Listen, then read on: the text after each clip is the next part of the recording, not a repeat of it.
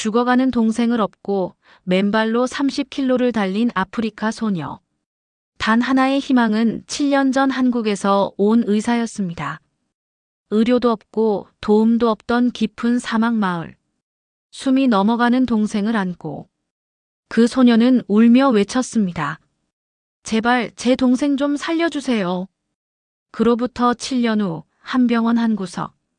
그 아이가 다시 한국인의 손을 잡았습니다. 그리고 멈췄던 기적이 다시 시작됩니다. 이건 절망을 희망으로 바꾼 단 한 사람의 의지와 사랑이 만든 실화입니다. 안녕하세요. 제 이름은 루마 니안이에요. 루마니아 북부의 작은 시골 마을에서 태어났고 지금은 13살이에요.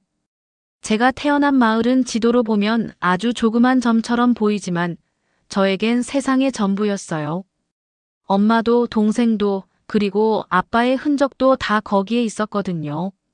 제가 이 이야기를 시작하게 된 건 잊을 수 없는 여름의 어느 날 때문이에요. 그날 이후 제 삶은 완전히 달라졌어요. 그날 저는 맨발로 30km를 달렸어요. 그것도 무거운 걸 등에 업고요. 그게 왜 그랬냐고요? 제 등에 있던 건 바로 죽어가는 제 동생이었어요. 그날은 정말 더운 날이었어요. 해가 머리 위로 뜨겁게 내리쬐고 바람 한 점 없이 땅은 금방이라도 녹아내릴 것 같았죠. 아침부터 동생 니콜라가 열이 심하게 났어요. 처음엔 감기인 줄 알았지만 열이 내릴 기미가 없었고 숨소리도 점점 약해졌어요. 엄마는 울면서 동생을 부르셨고 저는 점점 두려움에 휩싸였어요. 우린 너무 가난했어요. 차도 휴대전화도 없었고 병원까지는 걸어서도 하루는 좋게 걸리는 거리였어요. 그런데 얼마 전 누군가 말해줬어요. 근처 마을에서 한국에서 온 의료진이 무료 진료 캠프를 연다고요. 정말요? 믿기 어려웠지만 그게 희망의 전부였어요. 어쩌면 니콜라를 살릴 수 있을지도 모른다는 희망. 엄마는 아무 말도 하지 못했어요. 대신 제 손을 꼭 잡고 말했어요. 니아나, 동생 좀 살려다오. 넌 할 수 있어. 저는 고개를 끄덕이고 아무 말도 하지 않은 채 동생을 이불로 감쌌어요. 그리고 등에 업었죠. 아직 6살밖에 안 된 동생은 너무 가볍고 너무 차가웠어요. 그 순간 저는 알았어요. 시간이 얼마 없다는 걸. 신발을 찾았지만 제 발에 맞는 신발은 없었어요. 그저 달렸어요. 발바닥이 뜨거운 땅에 데이는 고통이 있었지만 멈출 수 없었어요. 한 발, 또 한 발. 숨이 턱턱 막히고 가슴이 터질 것 같았지만 저는 계속 달렸어요.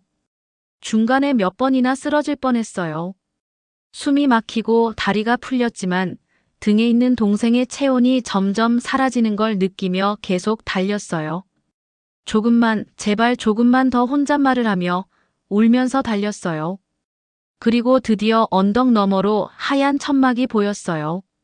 멀리서 보이는 붉은 십자가, 그리고 KOREA라고 쓰인 깃발. 눈물이 났어요. 그 장면은 아직도 제 머릿속에 선명하게 남아있어요. 제 인생의 가장 빛났던 순간이었죠. 그 천막 앞에는 한 여자가 서 있었어요. 깨끗한 흰색 가운을 입고 머리를 하나로 단정히 묶은 아주 차분한 얼굴의 사람이었죠. 그녀는 저를 보더니 깜짝 놀란 듯 달려왔어요. 괜찮니? 아이가 왜 이래? 그녀가 한국어로 말하자 통역사가 곁에서 말을 전했어요. 저는 숨을 헐떡이며 말했어요. 제 동생이 아파요. 열이 너무 높아요. 제발 살려주세요. 그때 그녀가 제게 한 말은 잊을 수 없어요. 걱정하지 마.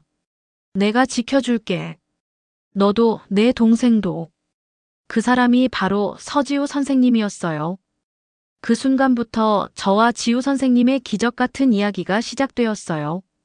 서지우 선생님의 품에 안긴 동생 니콜라는 더 이상 아무런 소리도 내지 않았어요. 그의 체온은 점점 식어가고 있었고 저는 그걸 온몸으로 느끼고 있었어요. 그게 얼마나 무서운 감정인지 아세요? 마치 제 안에 있는 숨결까지 멈추는 것 같았어요. 제가 그 애를 데려오지 못했다면 상상하기도 싫었어요.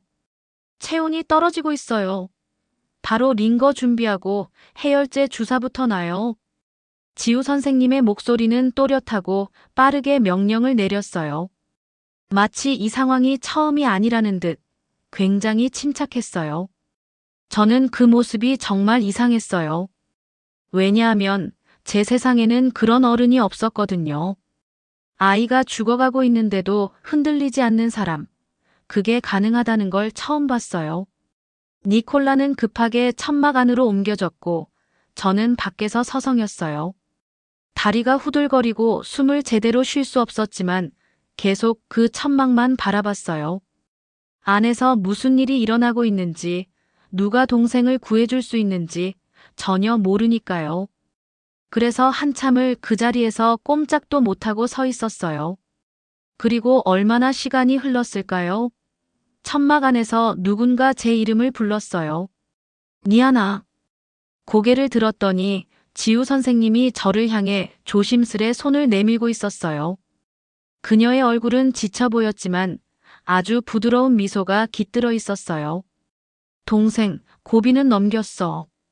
아직 더 지켜봐야 하지만 정말 잘 견뎌줬어.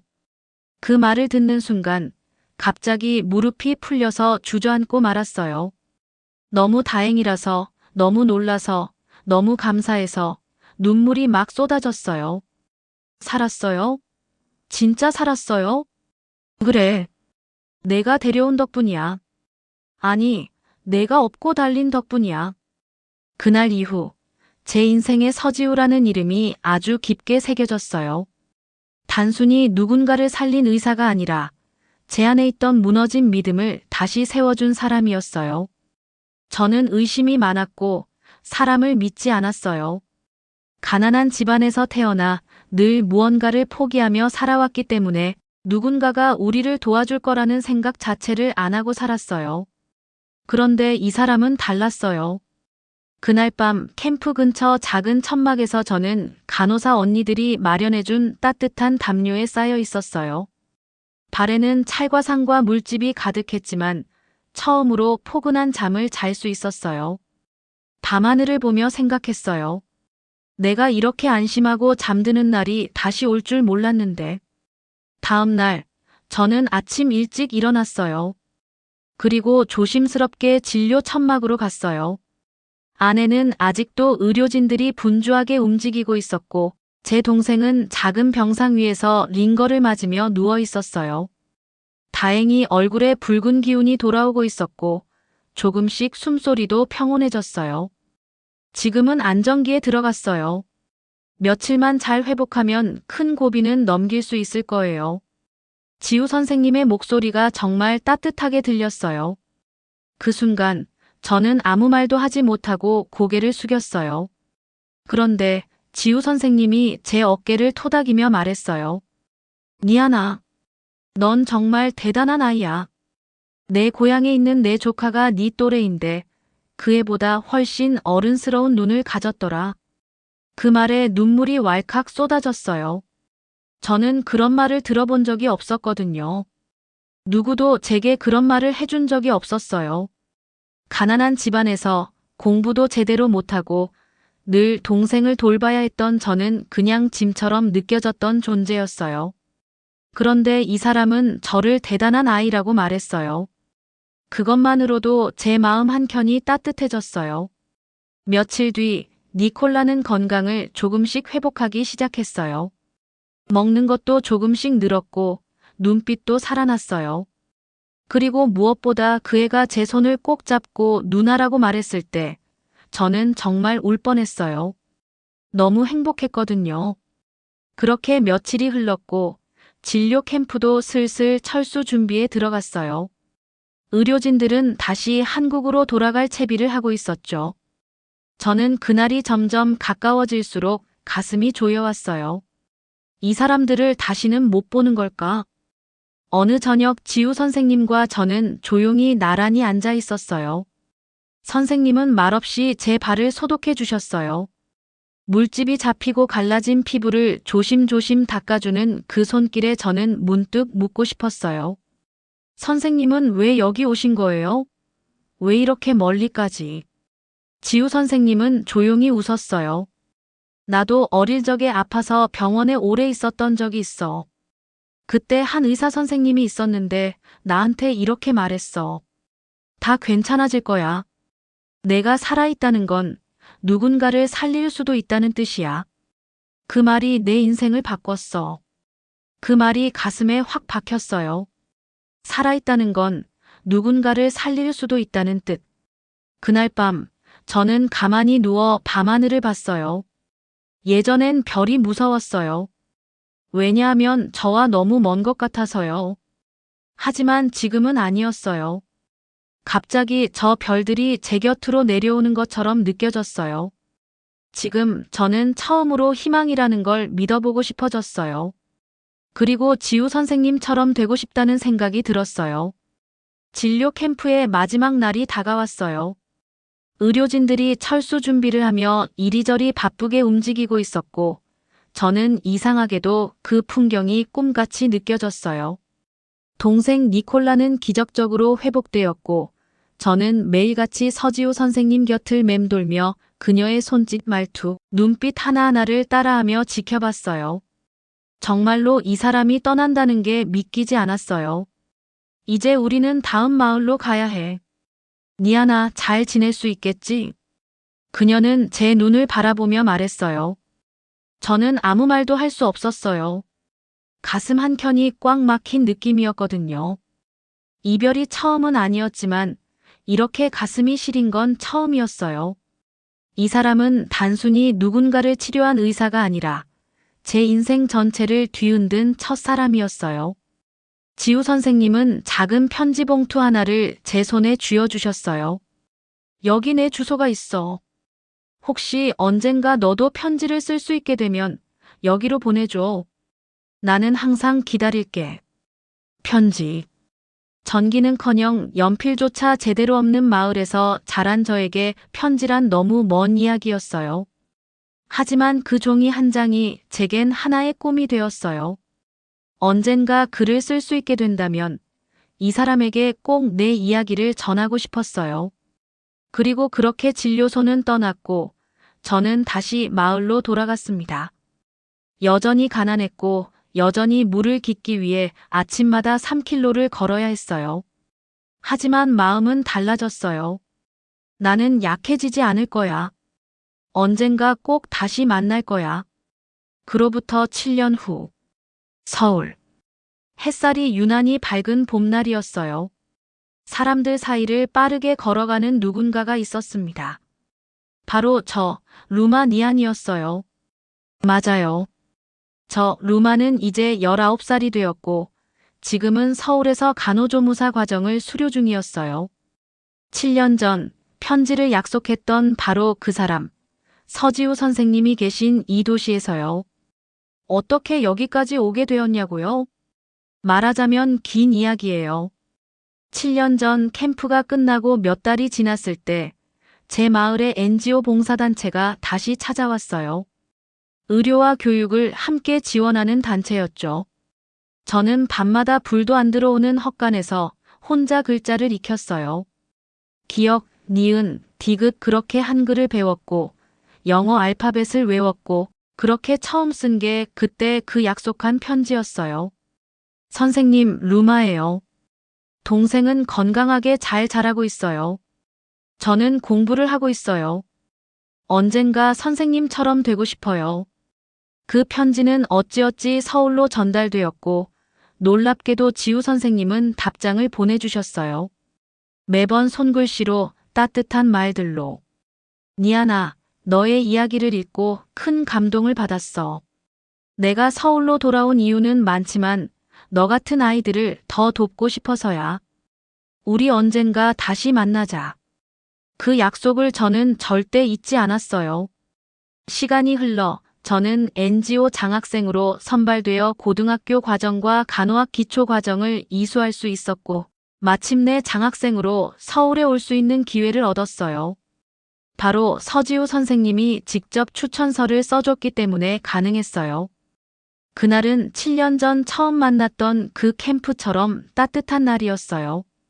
저는 서울시립병원, 즉 서지우 선생님이 근무하시는 병원의 작은 강당으로 향하고 있었어요. 그곳에서는 국제의료봉사단의 경험담을 나누는 간담회가 열리고 있었고, 저는 학생 대표로 초청을 받았거든요. 작은 강당. 조명이 은은했고, 무대에는 여러 의료진들이 앉아 있었어요. 그리고 그중 한 명. 바로 제가 7회 전 업고 달려가 만났던 그날 제 동생의 생명을 구한 사람이 보였어요. 그녀는 말없이 청중을 바라보고 있었어요. 변함없이 따뜻한 눈빛, 침착한 태도. 그리고 저도 그 순간을 기다려왔죠. 사회자가 말했어요. 다음은 한 특별한 사연의 주인공입니다. 아프리카에서 맨발로 30km를 달려 의료 캠프를 찾아온 한 소녀의 이야기 기억하십니까? 그 소녀가 지금 바로 여기 있습니다. 제가 천천히 무대 위로 걸어 올라가자 지우 선생님의 눈이 저를 알아보았어요. 그녀의 입이 살짝 벌어졌고 손이 떨리는 걸 저는 봤어요. 선생님 루마예요. 순간 강당이 고요해졌고 우리는 서로를 꼭 껴안았어요. 7년 전 그 밤. 별이 쏟아지던 하늘 아래에서 약속했던 다시 만날 거야라는 말이 현실이 된 순간이었어요. 선생님 루마예요. 제가 그렇게 말을 꺼내자 지우 선생님의 눈가가 붉어졌어요. 강당 안의 모든 시선이 우리 둘에게 집중됐지만 그 순간만큼은 오직 선생님과 저 둘만의 세상이었어요. 어떻게 이렇게 다시 만날 수 있니, 루마? 편지 받으셨잖아요. 그때 정말 기다리고 있었어요. 저 여기까지 오려고 얼마나 간절히 노력했는지 몰라요. 그녀는 말없이 저를 안아주셨어요. 따뜻했고 안전했어요. 마치 7년 전 그날 쓰러질 듯 안고 달려왔던 저를 다시 품에 안아주는 것 같았어요. 그 순간 저는 이 도시 서울이 낯설지 않다고 느꼈어요. 이곳은 낯선 나라가 아니라 꿈을 이루기 위한 새로운 고향이 된 것이었어요. 그날 이후 저는 병원 실습을 시작하게 되었어요. 조무사 과정 중 현장 실습은 가장 중요한 과정 중 하나였고 놀랍게도 그 실습 기관은 서지우 선생님이 소속된 병동이었죠. 이 아이가 니안입니다. 조심스럽지만 책임감 있는 아이예요. 지우 선생님이 간호사 선생님들에게 저를 소개하실 때 저는 부끄럽지만 마음 깊이 자랑스러웠어요. 제가 믿고 따르는 사람이 제 이름을 그렇게 소개해 준 건 제 인생 처음이었으니까요. 실습 첫날 손톱을 바짝 깎고 새하얀 실습복을 입은 채 병동을 돌았어요. 환자들의 이름을 외우고 혈압을 재는 법을 배웠고 차트 보는 법도 조금씩 익혔어요. 쉬운 건 하나도 없었어요. 의학 용어는 낯설었고 한국말도 아직 완벽하게 익숙하지 않았죠. 하지만 매일 밤 선생님께 받은 조언을 되새기며 복습했어요. 니아나, 환자의 눈을 먼저 봐. 아프다는 건 단순한 수치로만 설명할 수 없어. 아픔을 공감할 수 있는 사람이 진짜 의료인이야. 그 말이 제 하루하루를 지탱했어요. 어느 날 병동에 한 할머니가 입원하셨어요. 고관절 수술을 받고 회복 중이셨는데 외롭고 힘들다며 자주 눈물을 흘리셨죠. 가족이 외국에 나가 있어서 병문안을 자주 받을 수 없다고 하셨어요. 할머니, 오늘은 제가 함께 할게요. 저 차트 정리하는 거 배우고 있었는데 조금만 곁에 있어도 될까요? 할머니는 말없이 고개를 끄덕이셨어요. 저는 옆자리에 앉아 말없이 손을 잡아드렸어요. 그날 이후 할머니는 매일 저를 기다리셨어요. 니안이 왔니? 내 딸 같구나. 그 말을 들었을 때 저는 울고 싶었어요. 저도 그렇게 누군가에게 따뜻한 존재가 될 수 있다는 사실이 믿기지 않았거든요. 하루는 실습을 마친 후 서지우 선생님이 저를 병원 옥상으로 부르셨어요. 서울의 야경이 반짝이던 그곳에서 선생님은 묻셨어요. 니안, 너의 꿈은 뭐야? 저는 잠시 생각했어요. 예전엔 꿈이란 너무 멀게 느껴졌거든요. 하지만 지금은 분명히 말할 수 있었어요. 선생님처럼 되고 싶어요. 아픈 사람을 살리고 한 사람의 인생을 바꿔주는 사람이요. 지우 선생님은 조용히 웃으셨어요. 그럼 내가 가진 모든 걸 너한테 가르쳐 줄게. 단 한 가지 약속해줘. 어느 날 너도 누군가에게 희망이 되어줄 수 있는 사람이 되겠다고. 네, 약속할게요. 그날 밤 집으로 돌아가는 길에 하늘을 올려다봤어요. 서울의 밤하늘엔 별이 많지 않았지만 제 마음엔 수백 개의 별이 빛나고 있었어요. 그중 가장 밝은 별 하나는 분명히 선생님이었어요. 며칠 뒤 제가 받은 성적표에는 우수 실습생이라는 표시가 적혀 있었어요. 담당 간호사 선생님이 말했어요. 니안 씨, 진심이 느껴져요. 당신은 이미 누군가에게는 의료진이에요. 저는 그 말을 마음에 새겼어요. 그리고 또 한 번 다짐했어요. 내가 이곳에 온 이유를 잊지 않겠다. 언젠가 저처럼 두려움에 떨고 있을 어떤 누군가의 손을 내가 잡아주겠다. 그리고 그날부터 제 진짜 여정이 시작되었어요. 서울에서의 삶은 하루하루가 선물 같았어요. 누구도 저에게 손가락질하지 않았고 의료진들은 제게 조무사 실습생이라는 하나의 동료로 대해줬어요. 제가 아프리카에서 왔다고, 이름이 특이하다고, 발음이 서툴다고 차별하는 이는 단 한 명도 없었어요. 처음으로 느꼈어요. 나도 누군가를 도울 수 있는 존재구나. 내가 받은 기적은 이제 나만 간직해서는 안 되는 선물이구나. 실습을 마친 어느 날, 저는 지우 선생님과 조용히 병원 뒷마당을 걷고 있었어요. 가을이 깊어져 나뭇잎이 노랗게 물들어 있었고, 선생님은 제게 이렇게 물으셨어요. 니안, 실습이 끝나고 나면 뭐 하고 싶어? 저는 잠시 멈춰 섰어요.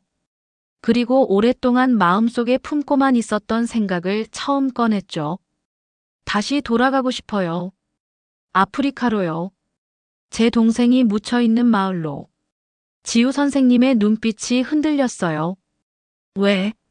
선생님이 저한테 주신 생명이잖아요. 저만 누리고 싶지 않아요.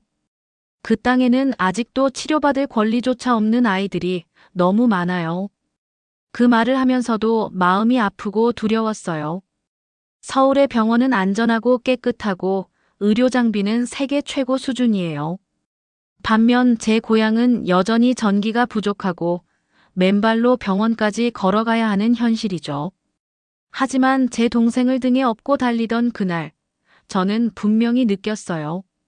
나는 언젠가 다시 이 길을 걸어야 할 사람이다. 며칠 뒤 간호조무사 국가고시 발표 날이었어요. 손이 덜덜 떨렸고 숨이 가빴어요. 지우 선생님은 옆에서 조용히 제 손을 잡아주셨어요. 함께 볼까? 화면에 제 수험 번호가 떴어요. 합격. 그 한 단어에 저는 목이 메어 아무 말도 할 수 없었어요. 지우 선생님은 말없이 저를 껴안아 주셨고 저는 눈물을 쏟았어요. 선생님, 이제 진짜 간호조무사가 된 거죠? 그렇지, 니안. 이제 너는 누군가에게 생명을 이어줄 수 있는 사람이다. 자격증을 손에 쥔 날 밤, 저는 서지우 선생님께 편지를 하나 건넸어요. 그건 작별 인사였어요. 물론 영원한 이별은 아니었어요.